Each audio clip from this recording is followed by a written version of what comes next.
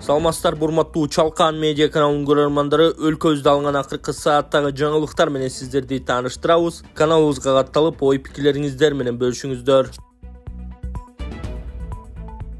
Махмудовдун машыктыруучусу Акжол Олимпиада чемпиону болуу үчүн бардык күчүн жумшайт. Акжол Махмудов Олимпиада оюндарынын чемпиону болуу үчүн баарын жасайт. Бул тууралуу анын жеке машыктыруучусу Мейрамбек Ахметов Sport Mix берүүсүндө билдирди. Ахметов Акжол Махмудов быйыл Парижде алтын ута албай калганын, бирок Олимпиада оюндарынын 2 жолку байге ээси болгонун белгиледи. Ага чейин дүйнөнүн 2 жолку чемпиону, Азия оюндарынын жеңүүчүсү, Азиянын чемпиону болуп, күрөштө ута турган дээрлик бардык медалдарына жеткенин айтты. Ал Махмудовда да Олимпиаданын алтынын утуусун көксөп жүргөнүн, ал үчүн бардык күчүн жумшай турганын белгиледи. Ал Олимпиаданын күмүш, коло байгесин утту, бирок алтындын ээси болуу кандай экенин сезе элек. Менимче ал да бул сезимге бөлөнгүсү келет. Ал үчүн баарын жасайт деген ойдомун. Бирок андай болбой калса да Олимпиада чемпиону болуу үчүн баарын жасаганын билип жүрөт. Жарым жолдон токтоп калганга болбойт, деди ал. Ахметов Акжол Махмудов максатына жетүү үчүн Токио жана Париждеги Олимпиаданын алдында кандай катачылыктарды кетиргенин түшүнүп, андай каталарды кетирбеши керек деген ойдо. Белгилей кетсек, Мейрамбек Ахметов Кыргызстандын атактуу балбандарынан бир гана Акжол Махмудовдун машыктыруучусу эмес. Ал Олимпиаданын жана дүйнө чемпионатынын байге ээси. Азия чемпиону Канат Бегалиев, Азия чемпиондору Арсен Эралиев, Каныбек Жолчубеков өңдүү спортчуларды тарбиялап чыгарган. Урматтуу Москвадагы мекендештер, Кыргызстанга жүк салууну каалап, бирок кимден жиберүүнү ойлонуп жаткан болсоңуз, биз сиздерге ишенимдүү ишкерди сунуштайбыз. Бул ишкердин аты жөнү Зайырбек Маматкаримов. 12 жылдан бери иш алып барган командасы сиздин аманатка кыянатты кылышпайт. Кыргызстанга салган жүгүңүздү күндүн аптабына же кыштын ызгаарына калтырбастан атайын жүк сактоочу кампасы Бишкек шаары Профсоюз көчөсү 38/1 дарегинде жайгашкан. Жүктү Москванын бардык жеринен өздөрү алып кетет. Алган жүктү Кыргызстандын 7 дубанына жеткирүүнү да кепилдешет. Кыргызстанга жумасына 2 машина жиберилет. Жүк баасы көлөмүнө жараша 500 рубльдан өйдө баланат. Дареги Нижегородское метросу, Перовское шоссе 9, строение 7. Байланыш номерлери +7 926 788 70 70.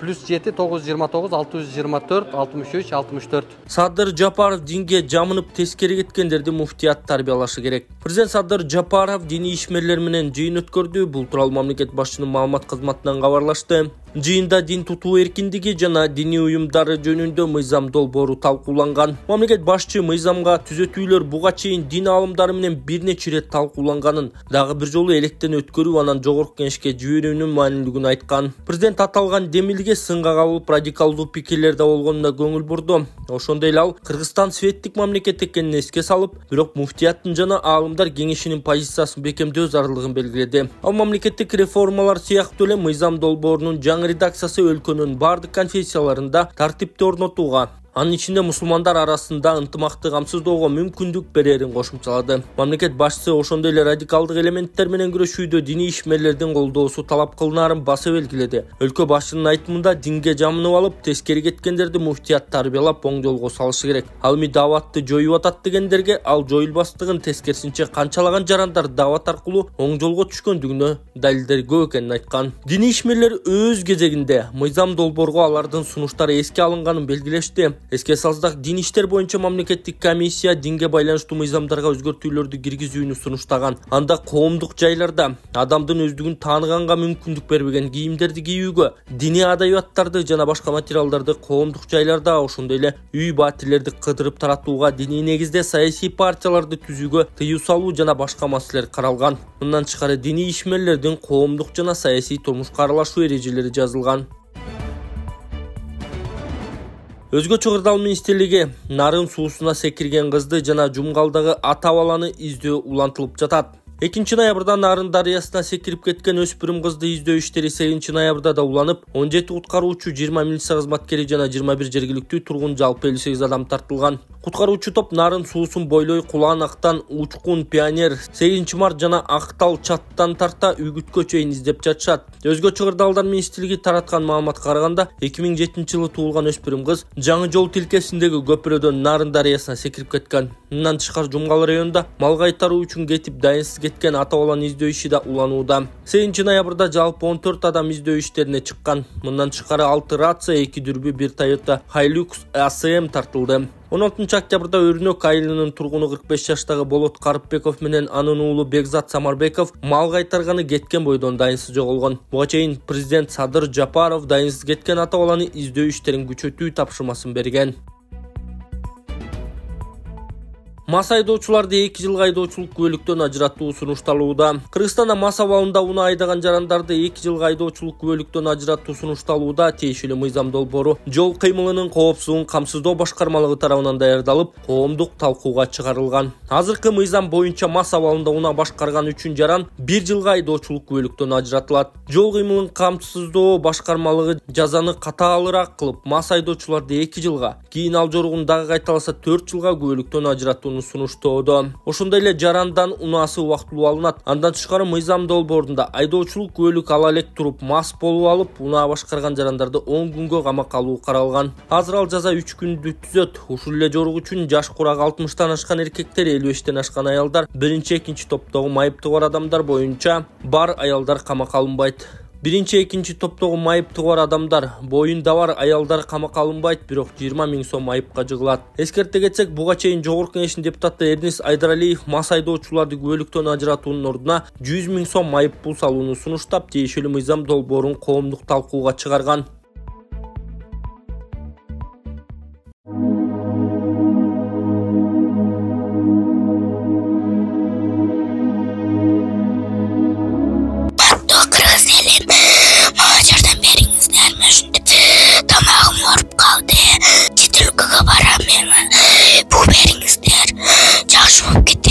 Эгер колуңуздардан келсе дагы жардам берип коюңуздар.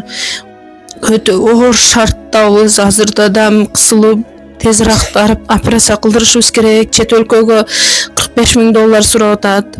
Чет өлкөгө апарыш үчүн ол каражат бизде жок. Эгер колуңуздардан келсе жардам берип коюңуздар. Сиздерден сураныч. Диагнозу голосовой гортани деп чыккан. Тамагыда бул сүйлөй турган голосойдо. Ушул өскөндө сүйлөй албай калат. 1 метр жерге да ушу угулбай калат. Бир ан жерде калып кетеби деп коркомун. Үйүнө да чыкпайт. Мектепке барса балдар консультация, сакоосу жакшы сүйлөй албайсың деп. Ошо кызым элдин арасына кошулуп кыз болуп кетиш үчүн жардам берип коюңуздар. Өтө суранам сиздерден. $45 000 керек чет өлкөгө апарганы. Үй жайларыбыз эч нерсебиз калбады. Сиздерден сураныч, жардам берип коюңуздар.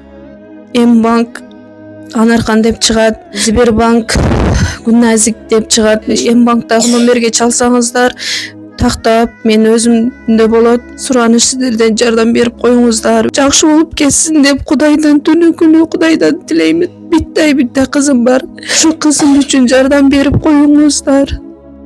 Төө ашууга түшкөн кар көчкү тазаланып, жол жеңил унааларга ачылды. Төө ашууга түшкөн кар көчкү толук тазаланып, жолдун эки тарабы тең жеңил унааларга ачылды. Бул тууралуу Өзгөчө кырдаалдар министрлигинен кабарлашты. Маалымат караганда көчкү саат 10:20 толук тазаланып бүткөн. Министрлик оор жүк ташуучу унааларга киргизилген чектөө алына электигин кошумчалады. Жабыркагандар жок. Эске салсак, төө ашууга кар көчкү эртең мененки саат 9 чамасында түшкөн. Эрдоган Жапаровга жана башка өлкө башчыларына эстелик тыйын белек кылды.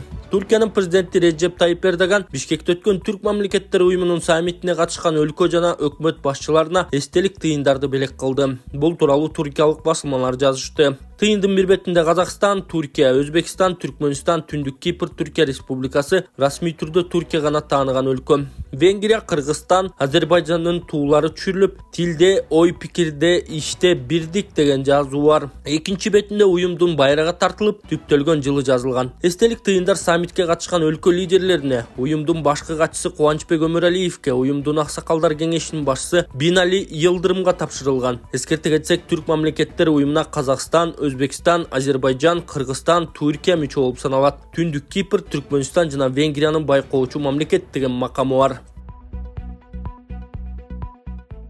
Кытай элдик ыкмасы менен гайморит, грыжа, артрит, остеохондроз, куяң, тиземун, простатит ооруларын дарылоо жана кан айлануу системасын жакшыртуу. Гайморитти дарылоо ыкмасы Мурун көңдөйүндөгү ириңдерди жибитүү үчүн от жагуу. Андан соң табигый таза чөптөн жасалган порошок менен ириңди сыртка алып чыгаруу. Грыжа, остеохондроз, тизе муун жана суук деген ооруларды дарылоо ыкмасы. Ооруган жерге гандин же жөнөкөй тил менен айтканда дары чөптөргө сугарылган таякчалар менен массаж жасоо. Андан кийин от жагуу. От жаккан соң атайын табигый чөптөрдөн жасалган дары майларын шылап, денедеги токсин, туз жана вирустарды чыгаруу. Келип 100% кепилдик менен ден соолугуңузду чыңап кетиңиздер. Кененирээк маалымат алуу үчүн экраныңыздардагы номерге кайрылыңыздар. Өзбекстанда жапайы жануарларды цирктерде колдонууга тыюу салынды. Өзбекстанда жапайы жануарларды цирктерде колдонууга тыюу салынганын коңшу мамлекеттин басылмалары жазып чыгышты. Өлкөнүн өкмөтү кабыл алган токтомго ылайык цирктерге жапайы жануарларды өздөрүнүн көрсөтүүлөрүндө колдонууга болбойт. Ошондой эле жарандарга жапайы жануарларды багып кармоого тыюу салынууда. Бул норма келерки жылдын башынан тарта иштей баштайт. Жапайы жануарларды кармап жүргөн цирктер жарандар аларды зоопарктарга же атайын бакма жайларга акысыз өткөрүп бере алат же сата алат. Эгер жапайы жануар Өзбекстандын аймагында жашаган жандык болсо, аны эркиндикке чыгарууга болот. Ал эми чет жактан алынып келген болсо, мыйзамда белгиленген тартипте чет өлкөгө чыгарууга уруксат берилет. Жапаров журналисттерди терс жаңылыктарды азыраак жазууга чакырды. Министрлик кабинетинин төрагасы Акылбек Жапаров 7 ноябрда журналисттер менен жолуккан. Бул тууралуу өкмөттүн маалымат кызматынан кабарлашты. Бул жолугушууга журналисттердин кесиптик майрамына карата уюштурулган. Жапаров коомдук пикирди калыптандырууда журналисттердин ролу чоң экенин токтолуп, санарип доорунда журналисттердин ролу дагы жогорулай тургандыгына ишенимин билдирди. Технологиянын тез өнүгүшүнө жана жашообузга жасалма интеллекттин киргизилишине карабастан журналисттин кесиби маанилүү жана алмаштырылгыс бойдон калууда. Сиздердин иш жөн гана маалымат жеткирүү эмес, ал контекстти түзүү, окуяларды талдоо жана аларды коом үчүн жеткиликтүү кылып көрсөтүү. Техниканын өнүккөн доорунда сиздердин ролуңуздар дагы жогорулайт деп ишенем. Жасалма интеллект адамдын түшүнүгүн, интуициясын жана эмпатия жөндөмдүүлүгүн, журналистиканын чыныгы кайталангыс сапаттарын алмаштыра албайт, деди Жапаров. Жолугушуунун жүрүшүндө Акылбек Жапаров журналисттерге кайрылып, Кыргызстандын туристтер үчүн жагымдуу өлкө катары позитивдүү имиджин түзүүгө чакырды. Келиңиздер, өлкөбүз жөнүндө оң маанайды жазып, терс жаңылыктарга азыраак көңүл бурганга аракет кылалы, деди ал. Токмокто 3 аял карыяны алдап 98,5 миң сом акчасын алып алган деп шектелүүдө. Чүйдүн Токмок шаарында карыяны алдап кеткен деп шектелүү 3 аял кармалды. Бул тууралуу облустук милициядан кабарлашты. Милициянын маалыматы боюнча Токмокто 3 аял Кызыл Чырым уюмунда иштейбиз деп алдамчылык жол менен 77 жаштагы карыянын ишеничине кирип 80 миң сом жана 200 евро акчасын, жалпы 98,5 миң сомдон ашык акчаны алып кетишкен. Алданган карыя 14 октябрда милицияга арыз жазган. Бул факт боюнча алдамчылык беренеси менен кылмыш иши козголгон. Иликтөө иштеринин натыйжасында шектүү катары 43, 39 жана 34 жаштагы 3 аял кармалган. Алар буга чейин бир нече ирет соттолгону белгилүү. Соттун чечими менен алар тергөө аяктаганга чейин 1 айга камакка алынды. 1 айга камакка алынган. Учурда кармалгандардын башка алдамчылык фактыларга катыштыгы текшерилүүдө. Милиция шектүүлөрдүн кылмыштуу аракеттеринен жабыркагандар болсо 0313 86 3102, 0312 60 73 63, 0701 15 35 12 номерине кабар берүүсүн суранат.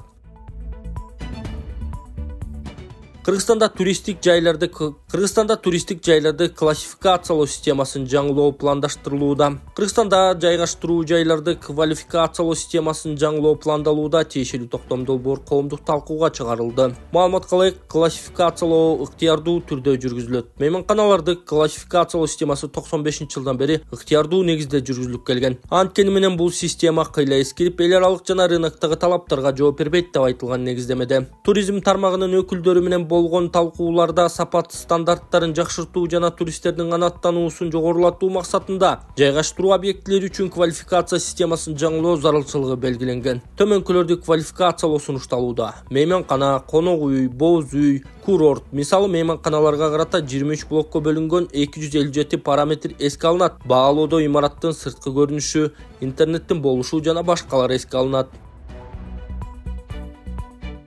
Кыргызстандын 6 окуу жайы Азиядагы мыкты университеттердин катарына киргизилди. 2023-жылдагы Азиянын эң мыкты университеттеринин жаңы рейтинги жарыяланды. Бул тууралуу Билим берүү жана илим министрлиги билдирди. Кыргызстандын 6 окуу жайы Азиядагы мыкты университеттердин катарына кирген. Кыргыз-Түрк Манас университети 230-орун, Ош мамлекеттик университети 260-орун, Борбор Азиядагы Америка университети 260-орун. Борис Ельцин атындагы Кыргыз-Россия Славяния университети 333-орун, Жусуп Баласаган атындагы Кыргыз улуттук университети 381-орун, Исхак Разаков атындагы Кыргыз мамлекеттик техникалык университети 381-орун.